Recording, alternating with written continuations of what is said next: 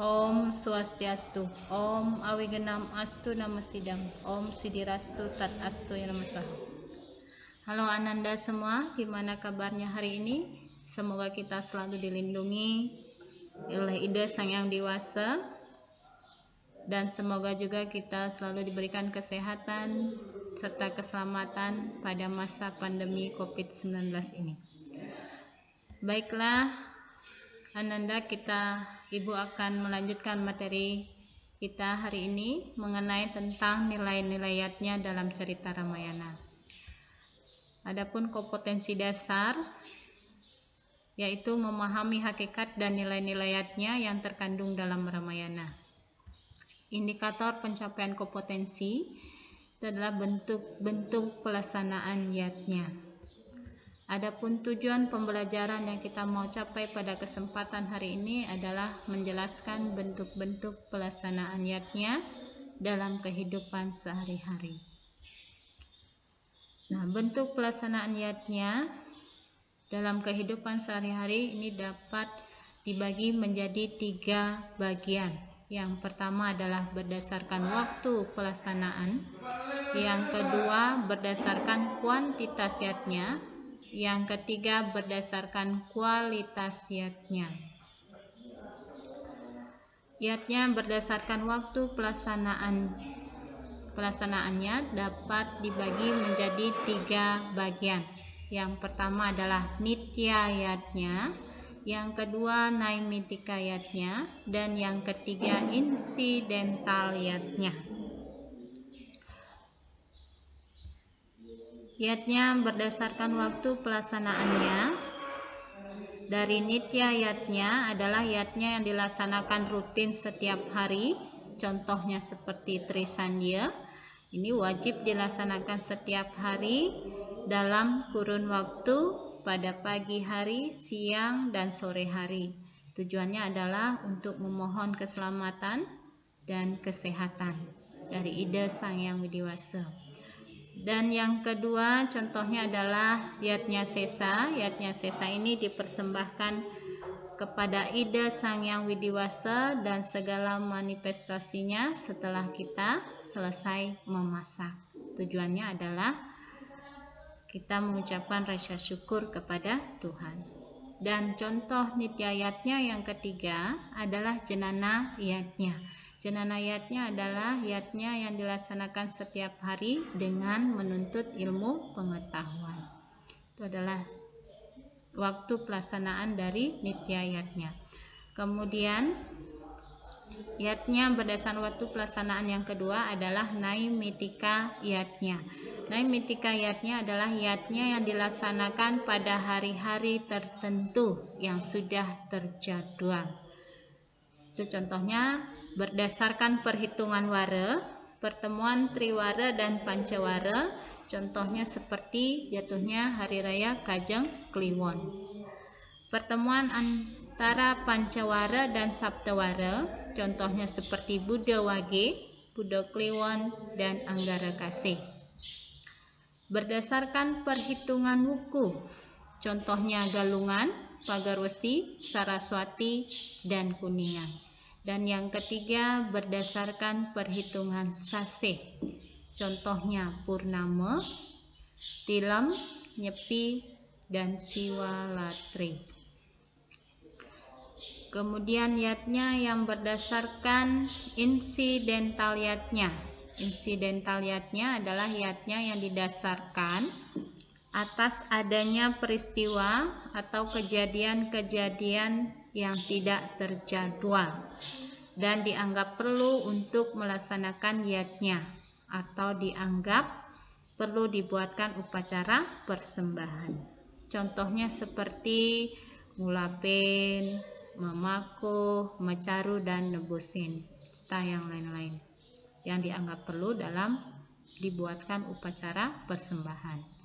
Nah, itu adalah yatnya yang dilihat dari waktu pelaksanaannya. Sekarang kita melangkah di yatnya berdasarkan kuantitas yatnya. Berdasarkan kuantitas yatnya, itu berdasarkan besar dan kecilnya pelaksanaan yatnya yang disesuaikan dengan kemampuan. dari situasi dan kondisi. Nah, ini dari kuantitas yatnya ini dapat dibagi menjadi 3 bagian. Yang pertama itu adalah kanista, yang kedua adalah madya, dan yang ketiga adalah utama. Kanista yatnya adalah yatnya yang dilaksanakan dalam bentuk kecil, sedangkan madya yatnya adalah orang yang melaksanakan yatnya dalam bentuk sedang. Sedangkan utama adalah orang yang melaksanakan yatnya dalam bentuk besar. Nah, jadi bentuk kuantitas yatnya ini dari nista, madya, dan utama ini itu disesuaikan terhadap orang yang melaksanakan yatnya atau yajamana. Tuh, kalau sesuai dengan kemampuan seseorang yang mau melaksanakan yatnya, itu adalah yatnya yang dilihat dari bentuk kuantitasnya. Sekarang kita lanjut, yatnya berdasarkan kualitas yatnya itu dapat dibagi menjadi 3 bagian. Yang pertama adalah tamasika yatnya yang dilaksanakan dengan salah, tidak sesuai dengan 7 syarat yatnya yang satwika. Yang kedua adalah rajasika. Rajasika yatnya dilakukan dengan bersifat pamer dan mengharapkan imbalan. Dan yang ketiga adalah satwika, adalah yatnya yang dilakukan dengan benar dan berdasarkan 7 syarat-syarat yatnya satwika. Nah, adapun 7 syarat-syarat satwika, yang pertama adalah sastra. Sastra ini adalah kita melaksanakan yatnya itu berdasarkan kitab suci Weda. Itu terdapat dalam Weda Sruti dan Smrti, Sila, Sadasara, dan Atmanastuti. Syarat yang kedua dalam pelaksanaan yatnya itu adalah srada. Ini srada adalah dilaksanakan dengan penuh keyakinan.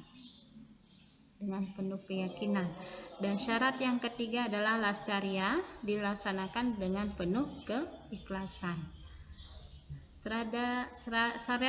Syarat yang keempat itu adalah daksina, itu adalah sarana upakara. Kemudian syarat yang kelima adalah mantra dan gita, itu adalah mantra dan lagu keagamaan yang harus diucapkan serta dilantunkan dalam pelaksanaan yatnya. Dan syarat yang keenam adalah anasewa, yaitu atitiyatnya, persembahan kepada para tamu. Dan syarat yang ketujuh adalah nasmita, itu dilaksanakan dengan tidak bersifat pamer dan tidak pamrih.